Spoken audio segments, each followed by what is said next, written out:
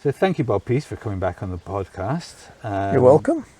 Among the things we've talked previously, one thing we didn't talk about was you've been involved with the Race Across Scotland in the past. I have, yes. Can you tell us a bit about the Race Across Scotland, please? It's a fascinating subject, really. For me, I just think these people that take part are inspirational. The Southern Upland Way is essentially 212 miles from Portpatrick in the west to Cockburns Path in the east. The Race Across Scotland follows the Southern Upland Way, but adds about 3 miles onto that distance for the sake of visiting various checkpoints. So they get 100 hours to complete the event. Now, for me, as someone who has taken part in mountain marathons and various events, these people put me into the shade. I just think they're inspirational, and for them to come through our village, through the Glenkens, adds another attraction for us. It started, if my memory is correct, my first involvement anyway was in 2018, when I assisted in several ways, marshalling and helping with first aid, and then collecting the markers at the end of it, because that first event, the route was marked. There were markers up the street, and there was markers, a lot of them had little reflective bits on, because there were certain parts of the route.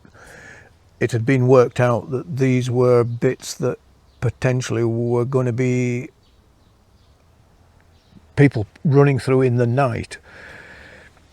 Back then, so we're going back sort of 8-9 years, the route wasn't as well walked as it is now, so it wasn't as definite on the ground, and some bits were less walked than others for various reasons that I don't necessarily need to go into, but now it's considered that it needs to be more of a challenge, physical and mental. You have to have the ability to follow a map, but then technology is taking over, and everybody's got a fancy smart watch, and they've got it on the phone, and they get messages if they go off route, etc. But when they get further towards the east, longer into the time, they get sleep deprived, and decision making isn't just as bright as it might be, and people make a left turn when they should be going right, they go right when they should be going left.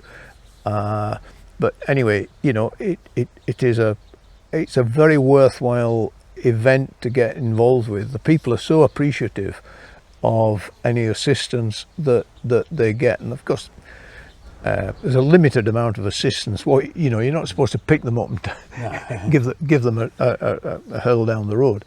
But yeah, it's good. And this year, 2026, was I believe the 9th event, but it's gone from strength to strength in terms of the number of competitors. Initially, I don't think there was a huge amount of competitors, but this year we're looking at just under 180 set off, and I would anticipate that of those 180, probably 80 will fall by the wayside for various reasons, so maybe 100 will complete it within that 100 hours.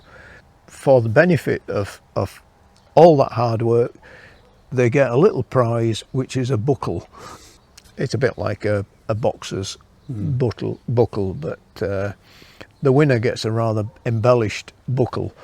These people collect them because the GB Ultras that manage the race, they run other ultra marathons, and indeed do so from the village here. There is a 50-100 one.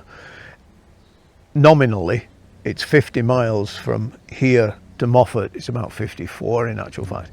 And if you want to do the 100, then keep on going and finish at Gala Shields, and you'll have done a little bit more than 100 miles. But essentially 50 and 100 at the beginning of June.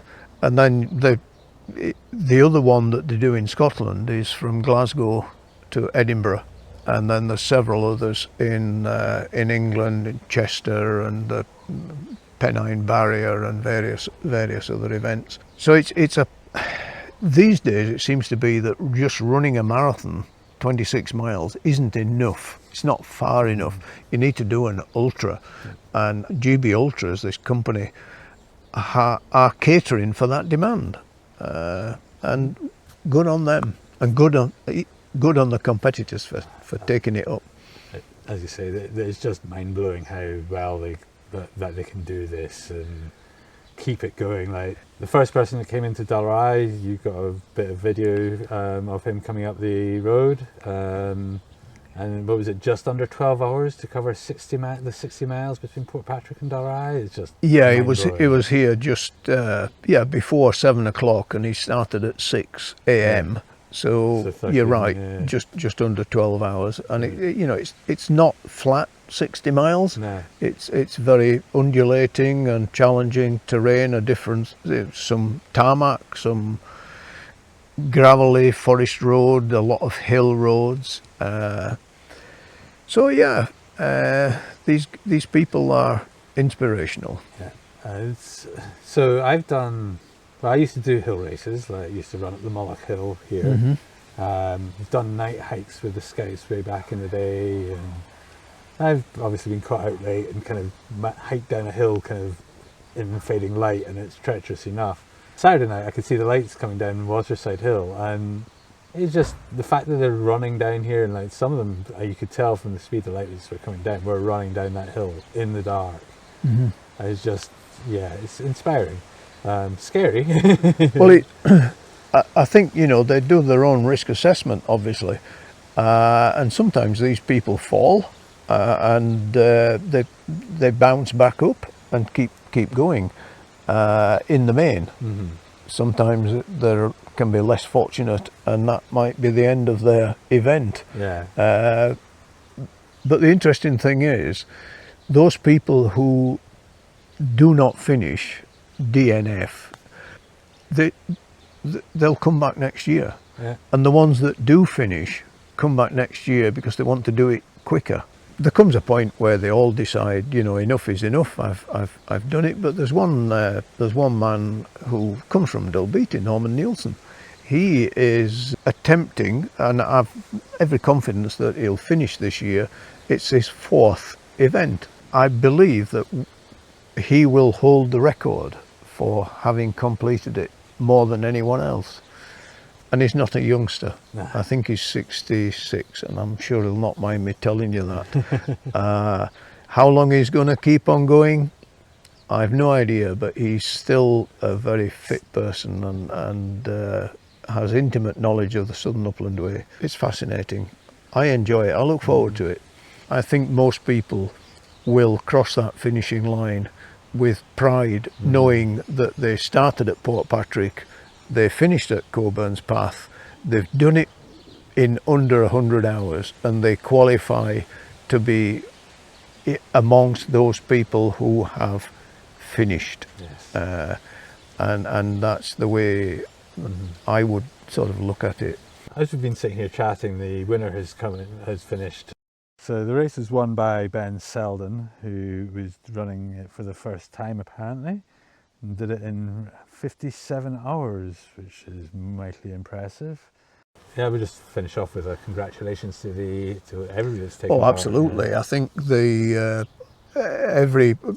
when I've been at Cockburns Path and people have finished, they have always had a good word for every supporter along the way, whether they're supporting in an official capacity, either catering, marshalling, photography along the route, or just bystanders offering support and do you want a bottle of water or whatever. I think the camaraderie, the spirit is mind-blowing, really.